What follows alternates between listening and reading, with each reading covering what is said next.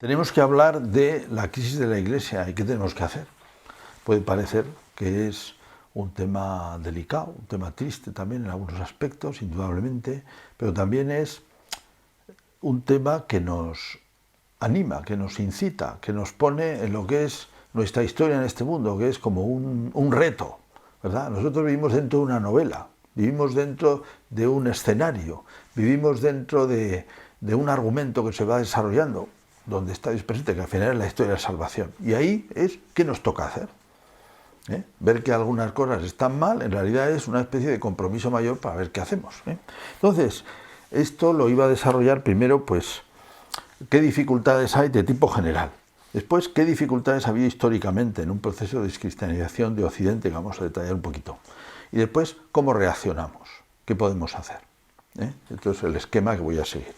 Entonces, primero, esto le pregunté al chat, al sistema GPT, ¿por qué la gente ya no cree en la fe cristiana? Y me decía una serie de cosas, bueno, están tomadas de cualquier sitio, ¿verdad? Pero bueno, bastante bien redactada. Decía, pues hay falta de fe, hay una interpretación errónea de las cosas cristianas, hay dudas y cuestionamientos, porque la fe se basa en cosas, pues la existencia de Jesucristo, la fiabilidad de los evangelios, la Biblia. Y dice, bueno, pues algunas de estas cosas pueden suscitar problemas. Luego dice las influencias externas, las personas no viven aisladas, están expuestas a diversas influencias. Y después falta de conocimiento o experiencias negativas con la religión. Todo, diríamos, esto es permanente. Podríamos resumirlo y decir, bueno, tenemos unas dificultades con la fe, puede ser por fundamentos históricos, aunque cualquier persona, como es mi caso, un creyente y un creyente ilustrado, pues va teniendo la respuesta también a las cosas y sabe por qué cree. Digamos, a veces también hay muchas de estas objeciones que son un poco, digamos, no muy valiosas. Bien. Pero otras, pues las sabemos cómo son. Pero estas no me parece que son las principales dificultades. Que puede haber un ambiente adverso, es verdad, esto ahora nos influye mucho. Estamos en unas sociedades que han dejado de ser cristianas, lo vamos a ver. Y después, las experiencias negativas sobre la fe o la religión. Pues tengo algún amigo, digamos, que dejó de crear por una crisis muy fuerte personal y bueno, pues en esa estamos, ¿no? De, digamos, desconfianza en Dios, me ha dado un palo la vida. Bueno, entonces hay que respetar la conciencia de las personas y tienen sus procesos, ¿verdad? También se puede acompañar y ayudar, que es también una cierta presencia de Dios ante los demás, ayudar a los que lo pasan mal, que es muy importante. Y luego, experiencias negativas de la vida de la Iglesia. En este momento estamos en una crisis en relación con todo el tema de la pederastia, digamos, quizá un poco injustamente focalizado solo en la Iglesia, porque esto es una crisis, digamos, esto existe por todas partes, ¿no? Pero es verdad, claro, es un antitestimonio muy fuerte. Visto, pues a algunas personas también les ha hecho daño, a algún ambiente o ha contribuido a aumentar la incidencia de otros aspectos negativos. Muy bien. Sobre el proceso de descristianización del occidente cristiano.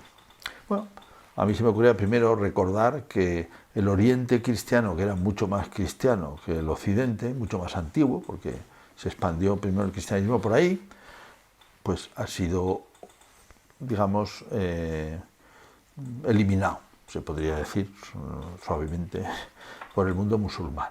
Todo aquello que fue donde nació el Señor, todo Jerusalén, Siria, Egipto, todo el tema de Irak, que han sido zonas muy cristianas. Se extendieron por todo el sur de lo que es Rusia, hasta la India, donde todavía quedan cristianos malancares, malabares. Todo esto es expansión de la iglesia de Siria, de la iglesia caldea, que todavía existe. Lo que pasa es que es una minoría en el mundo musulmán.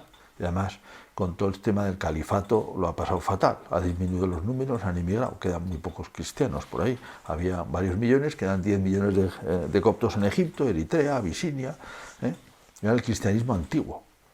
El cristianismo de Occidente se expandió sobre todo a partir del siglo IV, bueno, el cristianismo muy antiguo, porque también están los apóstoles en Roma, pero digamos lo que es la Galia, Francia, España, hay cristianismo muy antiguo, pero digamos en el siglo IV tiene un gran impulso en las ciudades, y después, hasta el siglo XI, van evangelizándose y sobre todo nace un fenómeno característico de nuestra historia en el cual vivimos nosotros, que para nosotros es como connatural, que son las naciones cristianas.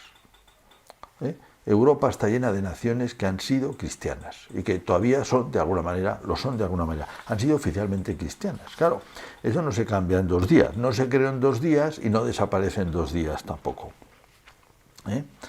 Y desde entonces también la Iglesia vive en esas sociedades que han sido cristianas y que ha sido una parte de la sociedad y lo es todavía. Las fiestas, las procesiones, las costumbres.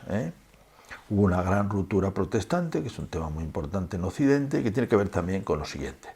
Ahora decimos, bueno, se evangelizó, se crearon las naciones cristianas a las que estamos acostumbrados. Nosotros cuando pensamos en la Iglesia, pensamos en qué se cristianiza, pues estamos pensando en el fondo, en ese proceso que dura desde el siglo IV hasta el siglo XI y que desde el siglo XVIII hasta ahora es un proceso de descristianización. Pero en ese contexto,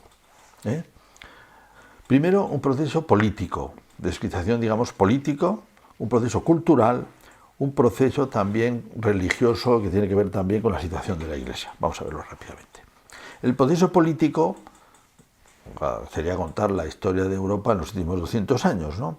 En parte por las guerras de religión, en parte por las minorías contestatarias frente a la religión, en Inglaterra, pero en todas partes. Yo no quiero ser cristiano, yo no quiero vivir el matrimonio como los cristianos, pues se crea la necesidad de separar la Iglesia del Estado. Cosa que es una reflexión interesante. De alguna manera el cristianismo siempre lo ha separado, mentalmente, porque digamos, da a César lo que es de César, a Dios lo que es de Dios. Pero las sociedades eran cristianas, indudablemente. Y las autoridades políticas eran cristianas y ejercían un papel en la vida cristiana. Claro, esto en un proceso de Occidente se separa. Y es distinto lo que sucede en Europa. Hay dos procesos distintos. Historia del mundo, de las ideas y de todo. Minorías religiosas que no quieren que el Estado intervenga para nada. Religiosas de los Estados Unidos. En Francia, por ejemplo, ilustrada que se hace con el Estado, de los Borbones. Lo quiere, ya no es tanto respetar la libertad religiosa, sino quiere echar a la Iglesia del Estado. La Iglesia que formaba parte de Francia, que todavía forma, ¿verdad?, en su historia, tal, pues es echada del Estado, claro, es mucho más traumático, hay una persecución religiosa terrible, en la Revolución Francesa, con miles de muertos, y cosa durísima, aunque al mismo tiempo ahí están en juego unos derechos que hoy somos capaces de reconocer, la libertad de la conciencia, el derecho que cada uno tiene a ejercer su religión, cosa que no pasaba en estados confesionales, ni protestantes, ni católicos, ni nada, ¿no? Pero en fin, eso forma parte de nuestra historia, es un proceso delicado, importante, pero que sigue siendo, digamos, un estado que intenta desacralizar la sociedad y separarse del cristianismo, a veces de manera casi cómica, porque claro, la cultura es la cultura, nuestra posición, nuestra cultura, nuestros monumentos,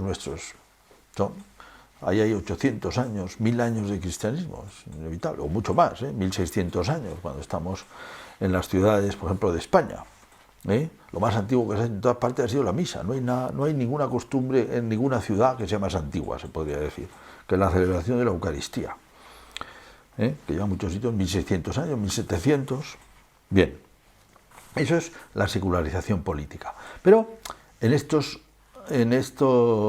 últimos siglos, 2 siglos, en parte por esa secularización del Estado, en parte también, por ejemplo, por un fenómeno muy particular, que es la televisión, ha habido una secularización cultural. ¿Por qué la televisión? A mí me parece un elemento importante, no da tiempo a detallarlo aquí, ¿verdad?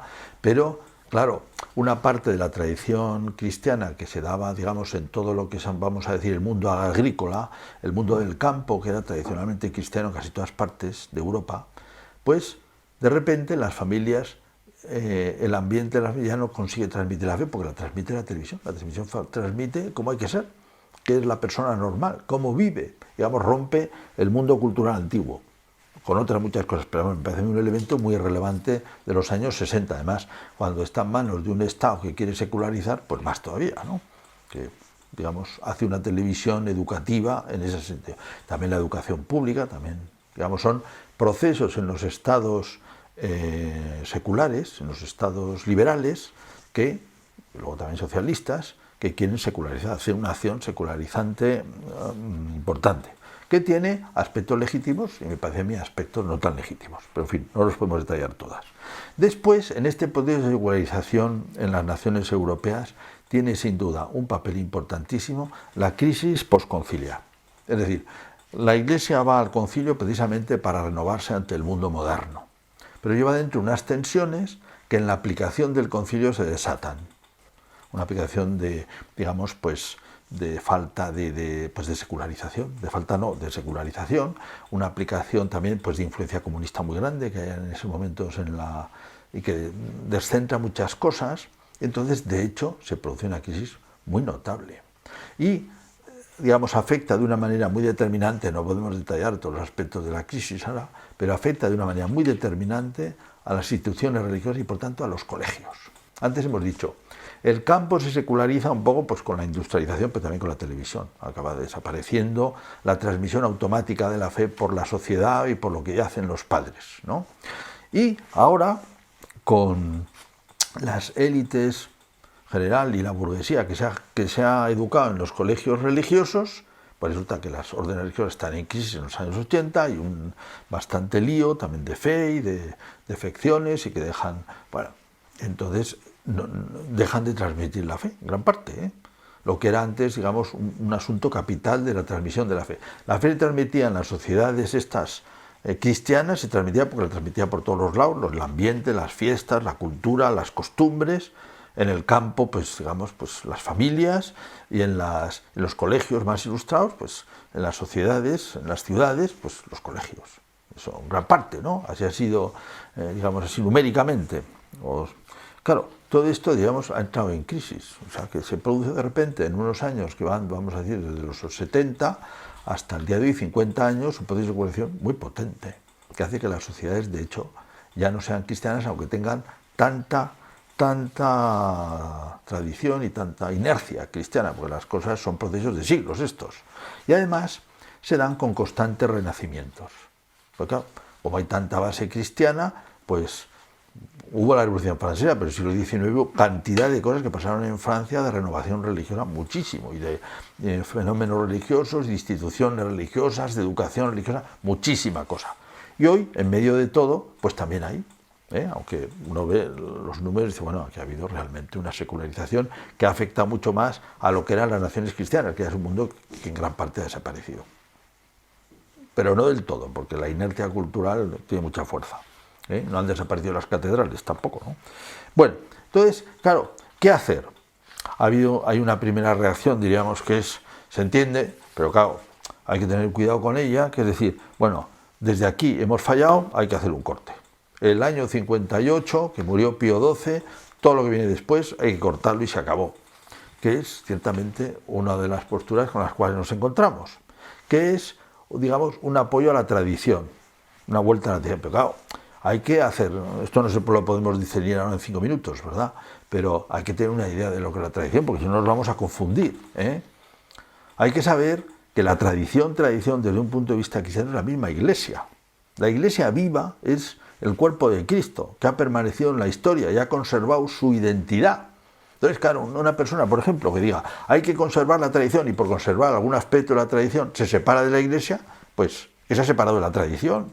Si los puntos más importantes de la tradición son la comunión con los obispos, con el Papa, con una sola fe, un solo bautismo, una sola celebración, pues si te equivocas ahí, por aspectos, digamos, secundarios. Si es que la misa se celebra mejor, puede ser que algunos aspectos de la misa se celebran mejor y que además hay muchos gustos legítimos y lo que se quiera, pero claro, como se equivoque uno en los puntos fundamentales, está perdido, sobre el remedio.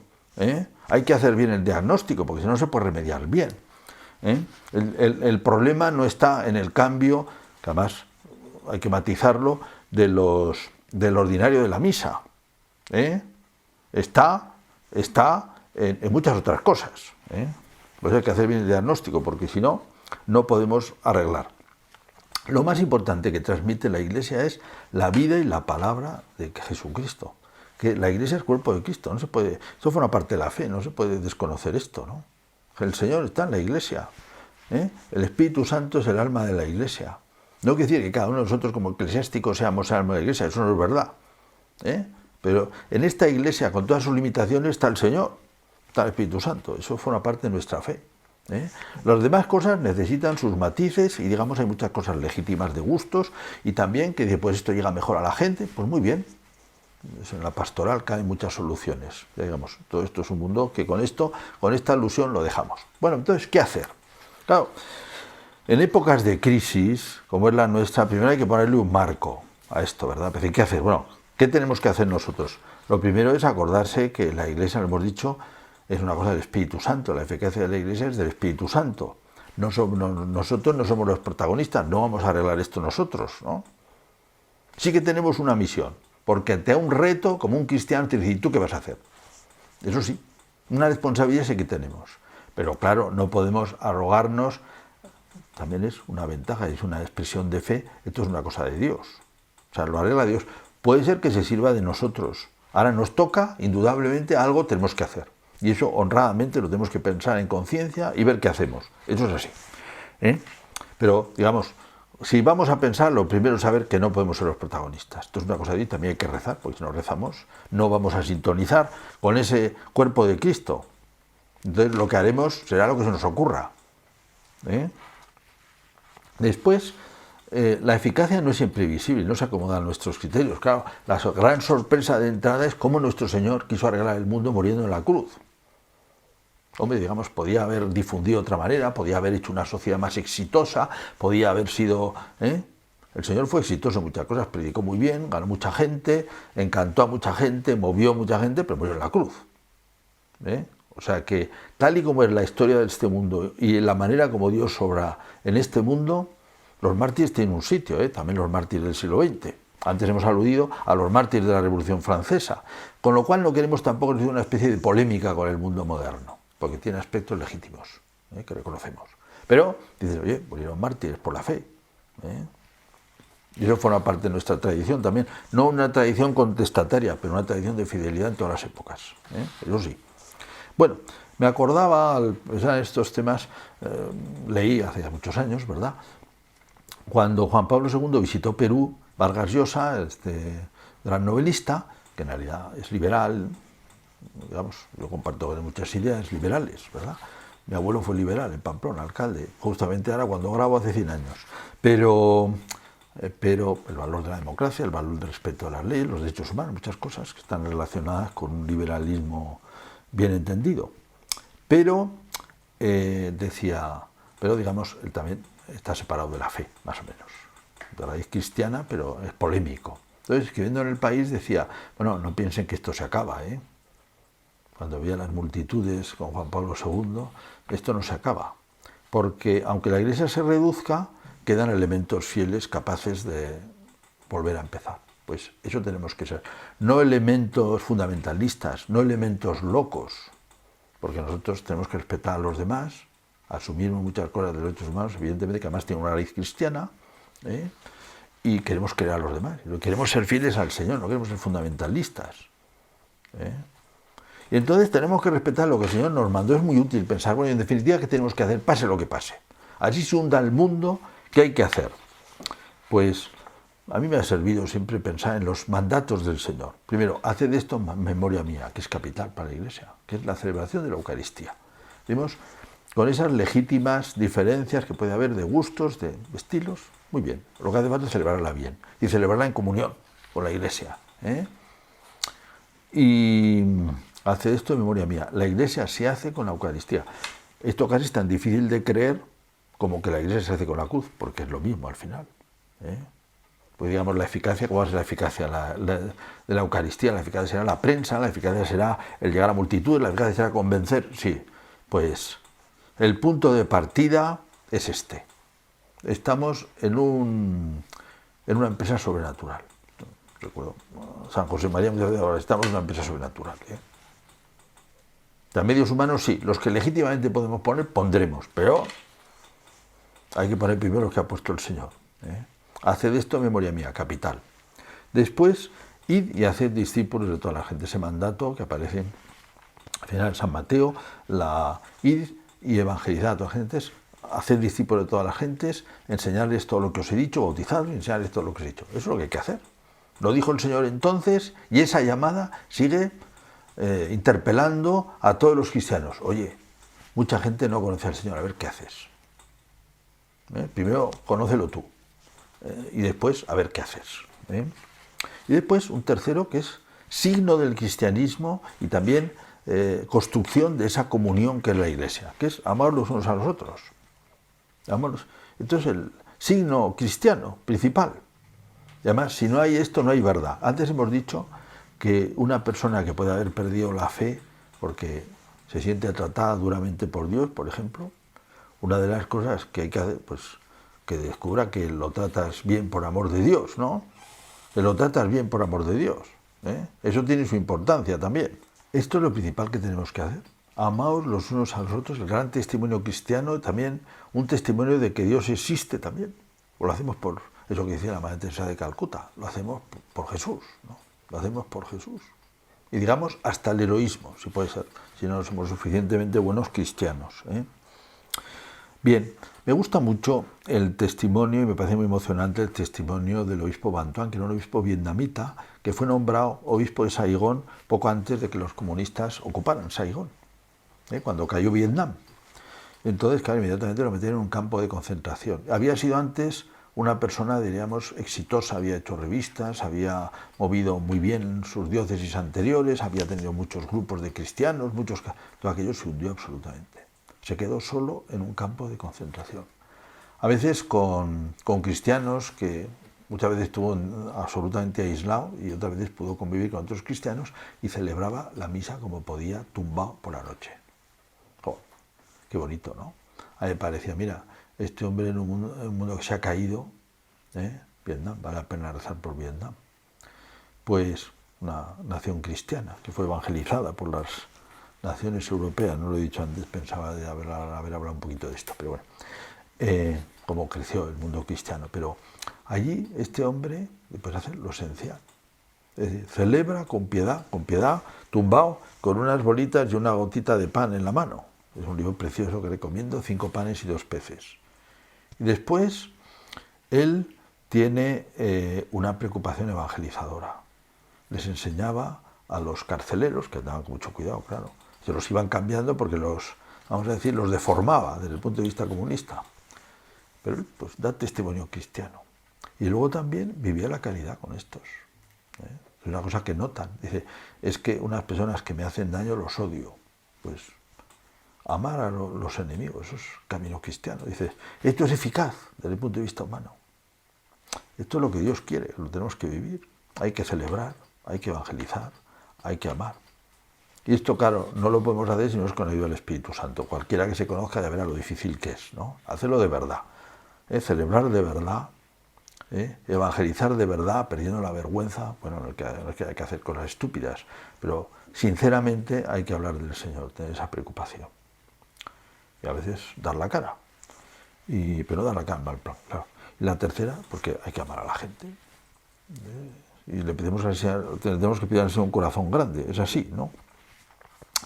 Bueno, pues esto es lo que necesitamos hacer en cualquier momento y ahora en este momento también. Hemos empezado con Bing, le había preguntado también, bueno, son un poquito remodelados, pero le había preguntado, ¿qué podemos hacer para evangelizar Europa? Claro, ya digo que no sé dónde está tomado, podría haberlo investigado, pero tiene que hacer la redacción. Para que Europa vuelva a ser cristiana, creo que es necesario, dice Bing, que los cristianos europeos seamos conscientes de nuestra identidad y de nuestra misión. Tenemos que redescubrir la belleza y la riqueza de nuestra fe y vivirla con coherencia y alegría. Tenemos que ser testigos del amor de Dios en el mundo y anunciar el Evangelio con valentía y creatividad. Dice más cosas, todas interesantes, la verdad. Pero mi exposición no la he basado toda en Bing, Decimos, en este momento, digamos, de crisis de la Iglesia, ¿qué tenemos que hacer?